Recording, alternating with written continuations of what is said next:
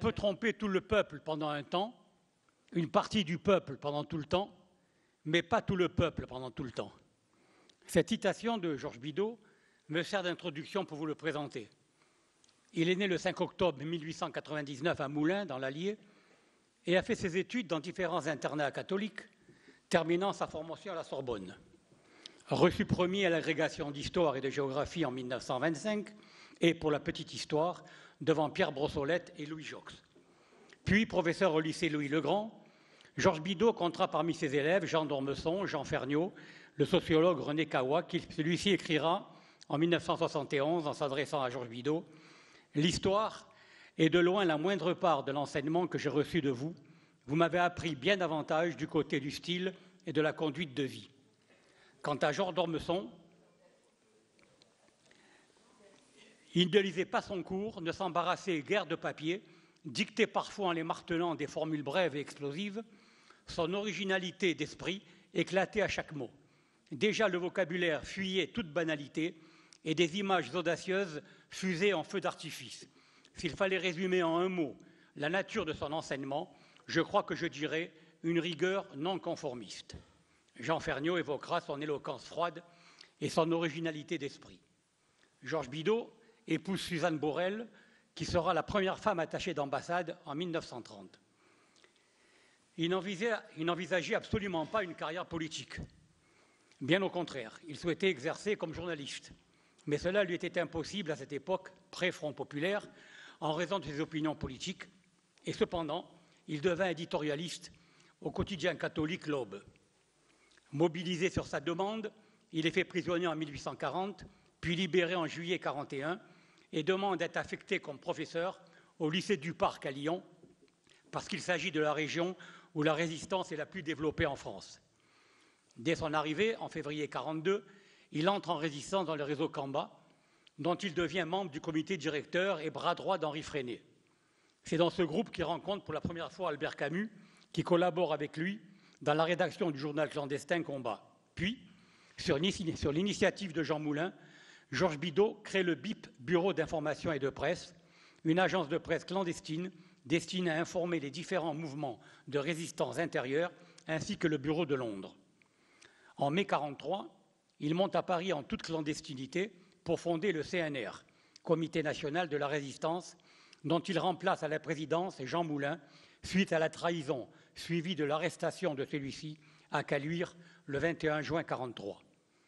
Il aura longtemps un doute sur l'origine de cette trahison, jusqu'au jour où Daniel Cordier, le trésorier de Londres, lui confirmera qu'il ne s'agissait pas d'un doute.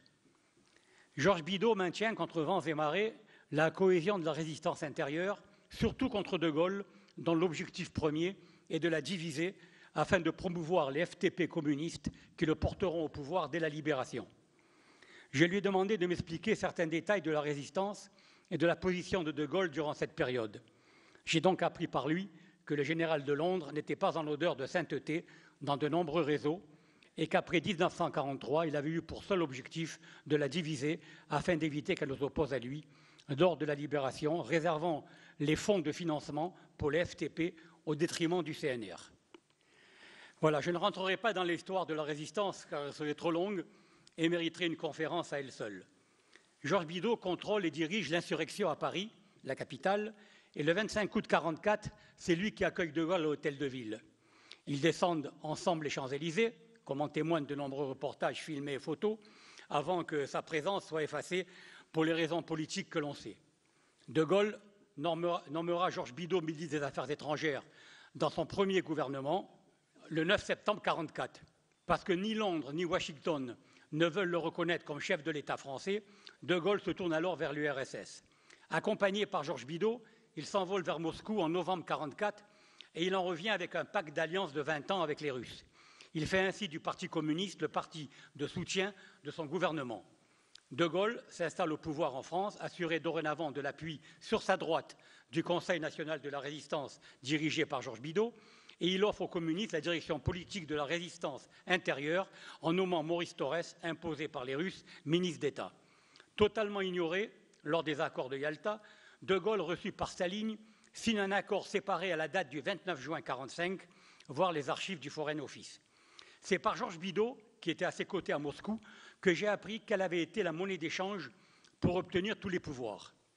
De Gaulle s'engageait à livrer à Staline les 102 481 Russes détenus dans le camp de regroupement de Beauregard à la Salle-Saint-Cloud.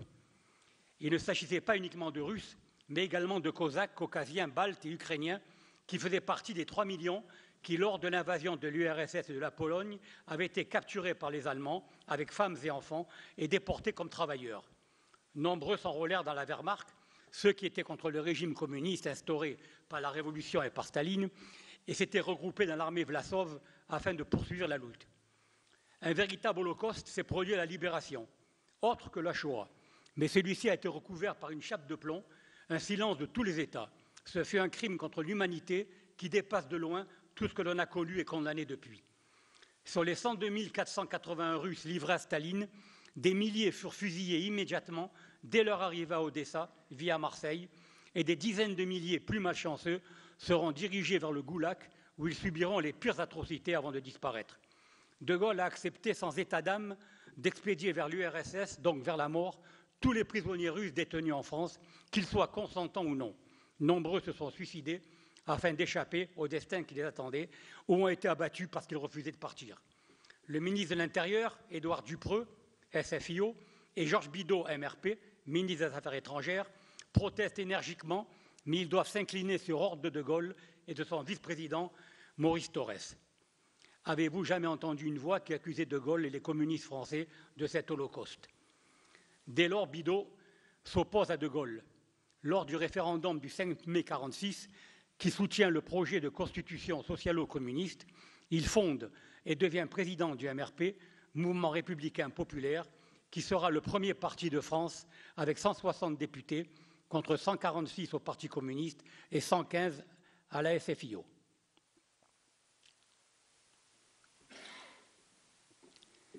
À dater de juin 1946, il est tout à la fois le chef de l'État, le chef du gouvernement, le ministre des Affaires étrangères.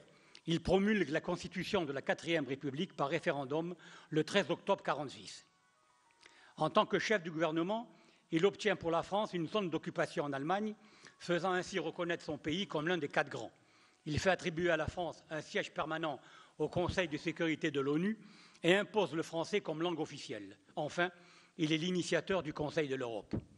2 fois président du Conseil, 3 fois vice-président, 4 fois ministre des Affaires étrangères, député de la Loire de 1945 jusqu'en 1962, Grand Croix de la Légion d'honneur, compagnon de la Libération et enfin ministre de la Défense. Georges Bidault a toujours mené une politique anticommuniste. Il a critiqué ouvertement la politique indo-chinoise de Pierre Mendès France en 1954 et la politique nord-africaine d'Edgar Faure en 1955. Partisan farouche de l'Algérie française, il a voté l'investiture de Gaulle avant de s'opposer à lui de toute sa volonté devant la dérive progressive de sa politique algérienne et de lui vouer une hostilité absolue puisqu'il trahissait ses engagements les plus solennels. Georges Bidault n'a jamais accepté le reniement d'un Michel Debré, ni celui des quelques autres politiciens qui ont fait le choix de leur fidélité à De Gaulle par ambition personnelle plutôt qu'à leur engagement pour une Algérie française. Le 10 juin 1959, Georges Bidault prononce un discours étincelant à l'Assemblée en faveur de l'Algérie française qui lui vaut un tonnerre d'applaudissements. Mais le 16 septembre de cette même année, suite à la décision gaullienne de l'autodétermination, il s'écrie « Je suis venu dire non à ce sacrilège processus d'abandon ». Il lui était insupportable d'imaginer l'abandon de l'Algérie comme l'avait été celui de l'Indochine, abandon qui l'avait terriblement traumatisé. En compagnie de Jacques Soustel, de Robert Lacoste, Bourgès Monory, Coste Floré et 200 autres personnalités, Georges Bidault organise le comité de Vincennes le 20 juin 1960. Il sera dissous quelques mois plus tard. Et c'est lors de cette première manifestation que je fais sa connaissance, puisque je couvre l'événement pour mon journal L'Aurore. Je retiens cette phrase de son discours de l'époque. « Si la France ne fait pas l'intégration du nord au sud, de Dunkerque à Tamaracet, elle lui sera imposée du sud au nord. La seule véritable identité de l'Algérie est française. Avec la dissolution du comité de Vincennes, disparaît la seule voie légale de défense de l'Algérie française. » Georges Bidault m'invite à le retrouver dans sa résidence de Saint-Cloud la semaine suivante et ce jour-là, il me parle longuement d'Albert Camus apprenant avec surprise que c'est lui qui m'avait engagé comme pigiste en 1954 et que je poursuivais une relation suivie avec lui à Paris. Depuis mon arrivée en juin 1958, Georges Bidault avait lu mes articles concernant Albert Camus sur l'Aurore.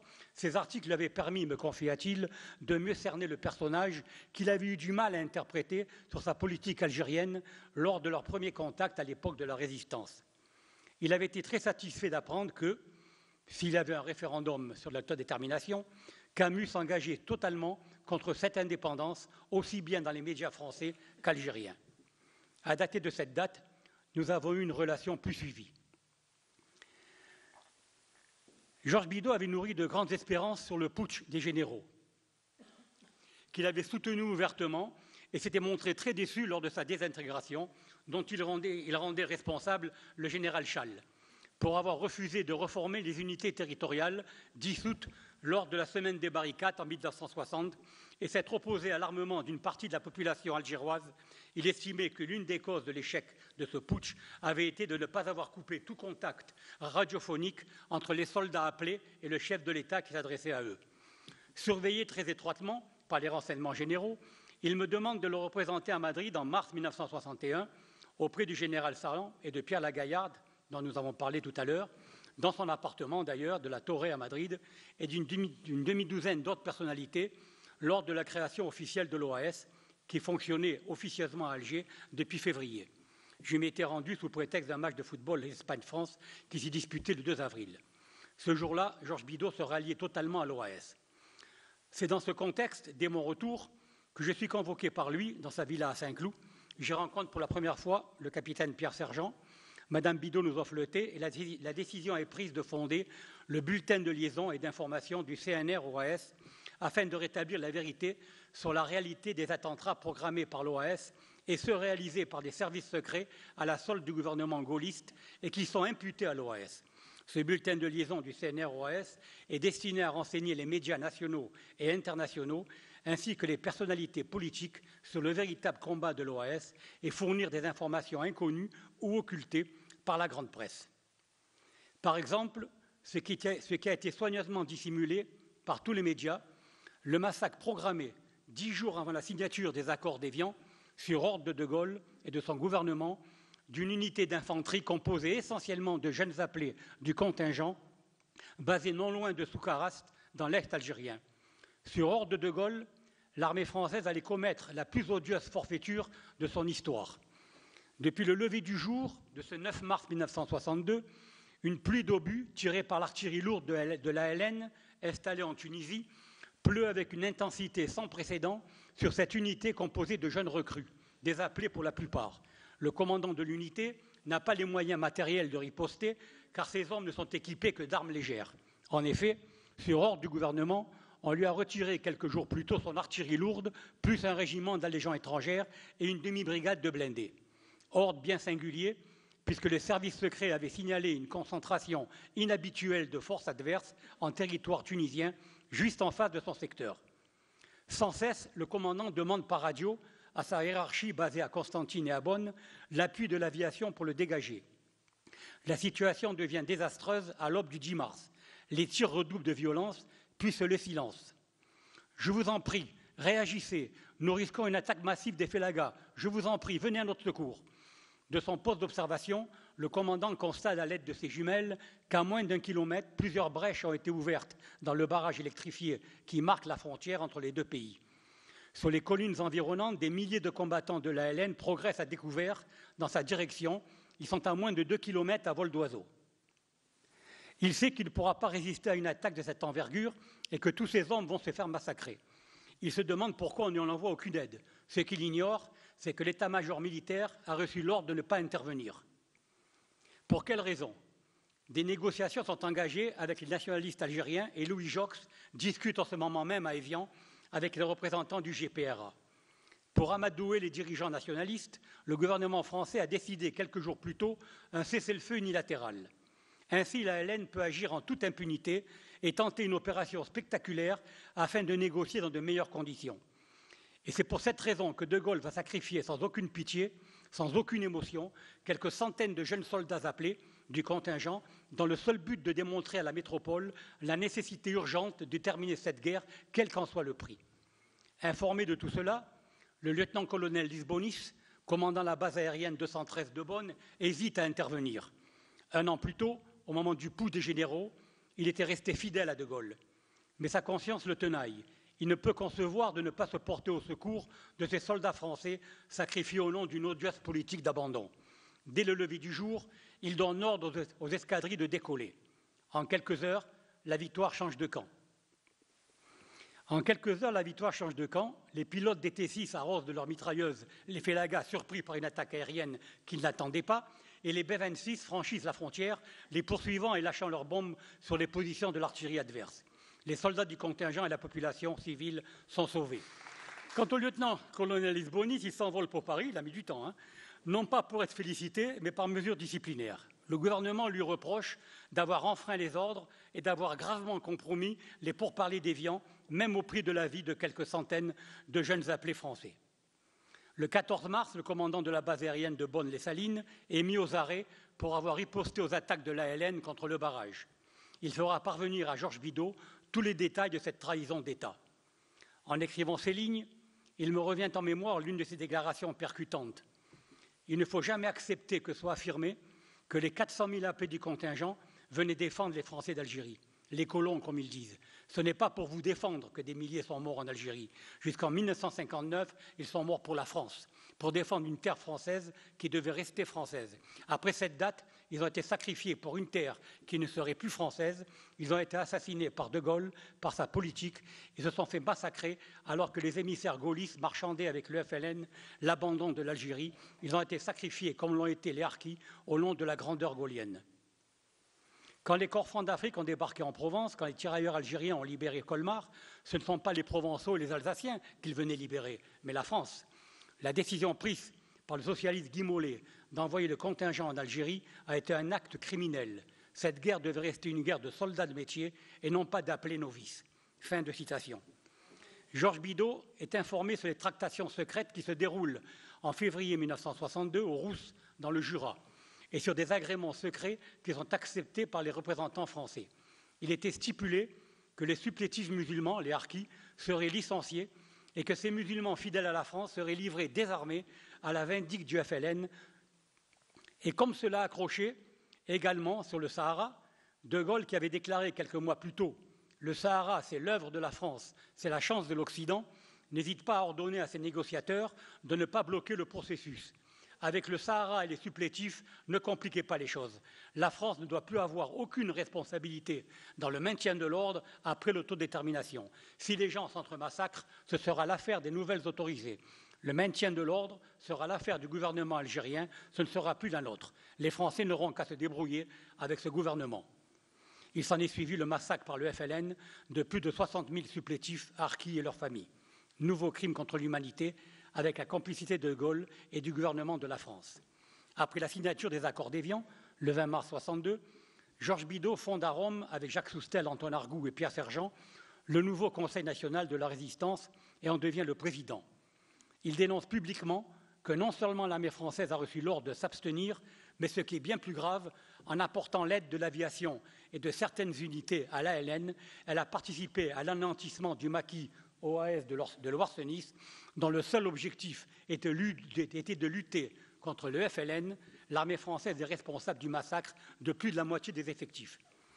En juillet 1962, son immunité parlementaire est levée, 241 voix pour, 72 contre et 167 abstentions. Dès lors, il juge sa liberté d'expression entravée et sa vie menacée. La villa de mon patron, Robert Lazuric, patron de l'Aurore, se situe à quelques dizaines de mètres de celle de Georges Bidault. J'ignorais qu'il était au courant de mes rapports avec celui-ci et je suis particulièrement surpris lorsqu'il me prie de contacter Georges Bidault afin de lui conseiller fortement de quitter la France, car son arrestation n'est qu'une question d'heure. Georges Bidault rejoint Bruxelles immédiatement et retrouve Jacques Soustel, puis la Suisse, l'Italie et enfin l'Allemagne. Dès l'annonce de l'arrestation du général Salan, Georges Bidault est nommé nouveau chef de l'OAS. Cette phrase est extraite de sa première déclaration comme chef de l'OAS. Nous souhaitons qu'un régime fort et moderne fasse oublier la faiblesse des institutions de la 4e République et l'indignité des hommes de la 5e. Georges Bidault sera expulsé d'Allemagne après l'enlèvement folklorique du colonel Argout, puis du Portugal, où le président Salazar lui obtient un visa pour le Brésil, où il résidera 4 années. Ces années d'exil l'ont profondément marqué. Revenu en France, après l'amnistie de 1968, il soutiendra Alain Poher en 1969, participera à la création du Front National en octobre 1972, mais se retirera une semaine plus tard, ne partageant pas quelques options retenues, et enfin soutiendra Jacques Chirac en 1981. Ce n'est pas ce qu'il a fait de mieux. C'est cette année-là que je l'ai rencontré pour la dernière fois. Je l'avais invité à déjeuner d'un couscous dans un restaurant très connu de Pied-Noir, Porte-Maillot. Ce n'était plus le même homme, bien sûr. Fatigué, désabusé, il faisait un constat de l'état de la France et me prédisait la venue d'années difficiles devant le laxisme des gouvernements successifs, de gauche comme de droite, devant l'invasion migratoire et la situation économique désastreuse. On ne peut que constater, 3 décennies plus tard, que son analyse était des plus justes. Georges Bidault nous quittera physiquement le 27 janvier 1983. Son corps est inhumé à la Celle-les-Bordes, dans les Yvelines.